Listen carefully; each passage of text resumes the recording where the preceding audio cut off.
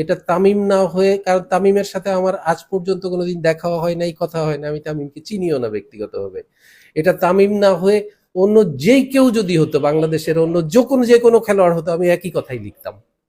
অতএব এটা তামিম বা কারো জন্য কারো কারো বিয়ে না। আমার ব্যক্তিগত বিদ্বেষ বলেন বা ইয়ে বলেন, এই ধরনের কোনো কিছু, আমি বললাম যে তামিমের সাথে আমার আজ পর্যন্ত কোনোদিন দেখা হয় নাই, কথা তো দূরে থাক। ভারতের প্রোপাগান্ডার সাথে ইনলাইন যখন করে ফেলতেছে, কারণ এর আগ থেকে আপনি দেখবেন 2 দিন 3 দিন আগ থেকে ওরা কন্টিনিউয়াসলি ওরা টাকা পয়সা নিয়ে কথাবার্তা বলা শুরু করেছে, যে বাংলাদেশ যদি না খেলে বাংলাদেশ অনেক বড় ধরনের বিপদের মধ্যে পড়বে, এত এত টাকা লস করবে, বাংলাদেশের সেই সামর্থ্য আছে কিনা, এইটা আছে কিনা, সেটা আছে কিনা। এটা কিন্তু একটা মেজর প্রোপাগান্ডা ছিল ভারতীয়।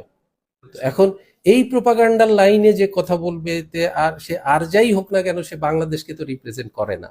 আমার আমার ওটাই মনে হয়েছে।